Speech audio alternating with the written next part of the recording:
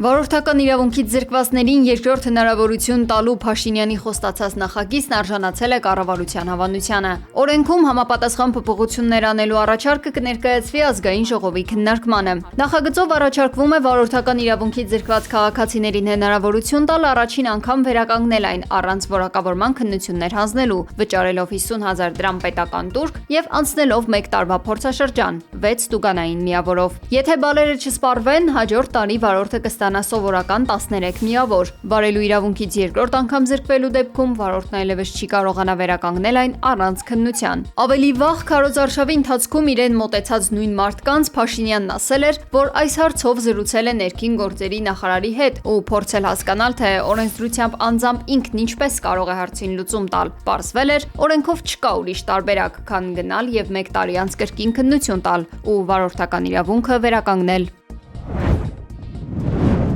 Ռուսաստանը կարող է միակողմանի օրենք ասեցնել կամ չեղարկել Հայաստան գազի, նավթամթերքի եւ չմշակված ադամանդների առանց մաքսատուրքի մատակարարման մասին համաձայնագիրը, եթե Երևանը շարունակի Եվրամիության հետ մերձեցման քաղաքականությունը։ Այս մասին նշվում է Դաշնության էներգետիկայի նախարարի Հայաստանի տարածքային կառավարման եւ ենթակառուցվածքների նախարարություն ուղարկած նամակում։ Եվրոպական միության հետ Հայաստանի համագործակցության խորացման ուղղված շարունակական գործնական քայլերը եւ Հայաստանի կառավարության ԵՄ-ին միանալու ձգտումը սպառնում են հայ-ռուսական առևտրատնտեսական եւ ներդրումային համագործակցության պահպանմանն ու զարգացմանը, որի հիմքերից մեկը երկկողմ միջազգային պայմանագրերն են։ Նշվել է նամակում։ Հայաստանի տարածքային կառավարման եւ ենթակառուցվածքների նախարարությունից էլ հայտնել են, որ որևէ նամակ կամ ծանուցում նշվածի վերաբերյալ չեն ստացել։ Համաձայն 2013 թվականին երկրների միջև կնքված պայմանագրի Ռուսաստանը Հայաստանին մատակարարում է գազ, նավթամթերք եւ հում ադամանդներ առանց արտահանման մաքսատուրքերի եւ արտոնյալ պայմաններով ներքին սպառման համար։ Պայմանագրի դադարեցման դեպքում Հայաստանը պարտավոր կլինի փոխհատուցում վճարել Ռուսաստանին կամ չվճարված գումարները կճանաչվեն որպես Հայաստանի պետական պարտք Ռուսաստանի Դաշնությանը։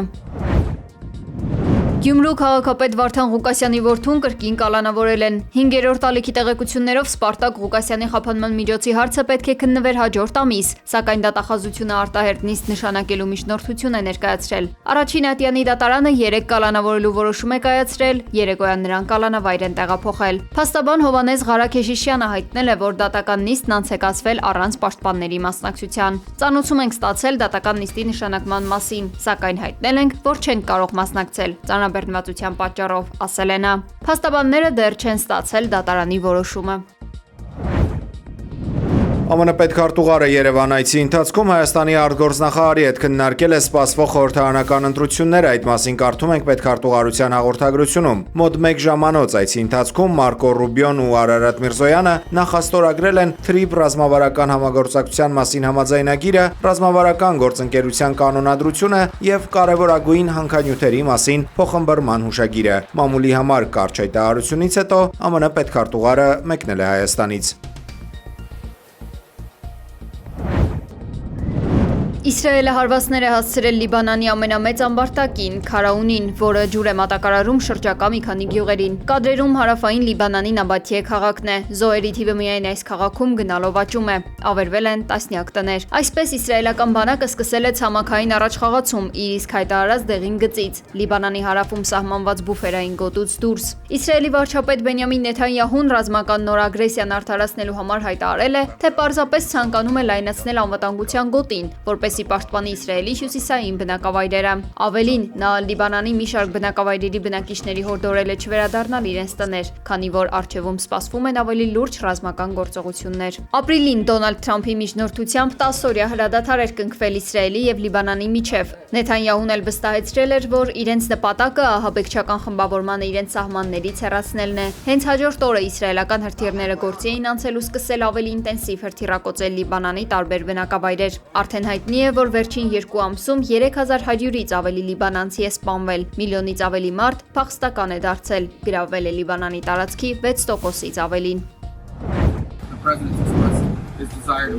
ԱՄՆ պետքարտուղար Մարկո Ռուբիոն հայտարարել է, որ Դոնալդ Թրամփը պատրաստվում է Իրանի հարցում կնքել կամ լավ գործարք, կամ ընդհանրապես ոչ մի գործարք չի լինի։ Պետքարտուղարի խոսքով նախագահը ցանկանում է հասնել համաձայնության, ինչը կարող է տևել ընդամենը մի քանի օր, սակայն բոլորը կարող են վստահ լինել, որ դա լինելու է միայն լավ պայմաններով գործարք։ Ռուբիոն շեշտել է, որ Հորմուզի նեղուցը պետք է անհապաղ բացվի, առանց որևէ խոչընդոտի ու վճարների, այնտեղ տեղի ունեցողն անվանելով անօրինական եւ աշխարհի համար անընդունելի։ Ըստ դրա աշխարհում ոչ մի երկիր, այդ թվում Ռուսաստանն ու Չինաստանը կողմ չեն Իրանի սահմանած վճարային համակարգին։ Անդրադառնալով ուկրաինական հակամարտությանը, Մարկո Ռուբիոն հայտարարել է, որ Միացյալ Նահանգները լիովին պատրաստ է անել հնարավոր ամեն ինչ պատերազմի ավարտին նպաստելու համար, թեև խոստովանել է, որ այս պահին ուղիղ բանակցություններ չեն ընթանում։ Նա նշել է, որ կողմերի փոխադարձ հզոր հարվածները միայն երկարաձգում են այս սոսկալի պատերազմը, որը արդեն ավելի երկար է տևում, քան Երկրորդ համաշխարհային պատերազմը։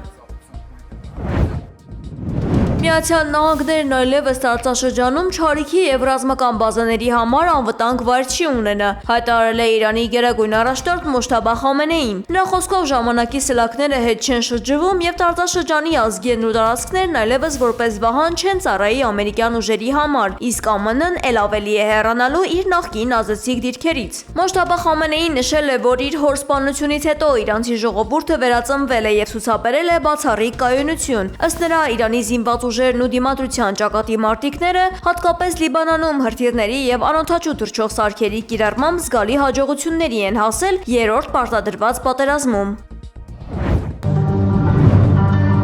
Սիդնեյում լուսային շոուի ժամանակ տեխնիկական խնդիրների պատճառով խաղաղօվկիանոս է ընկել գրեթե 90 դրոն։ Դեպքը տեղի ունեցել Vivid Sydney փառատոնի ժամանակ։ Փառատոնի կազմակերպիչները միջադեպը վերագրել են անկանխատեսելի տեխնիկական խնդիրների։ Մի քանի ներկայացումներ չեղարկվել են։ Բրիտանական Sky Magic ընկերությունը, որը պատասխանատու էր անօդաչու թռչող սարքերի շոուի համար, ավելի ուշ հայտարարել է, որ խափանումը պայմանավորված է եղել ռադիոհաճախականության անսպասելի փոփոխությամբ անօդաչուների երկինք բարձրանալուց հետո։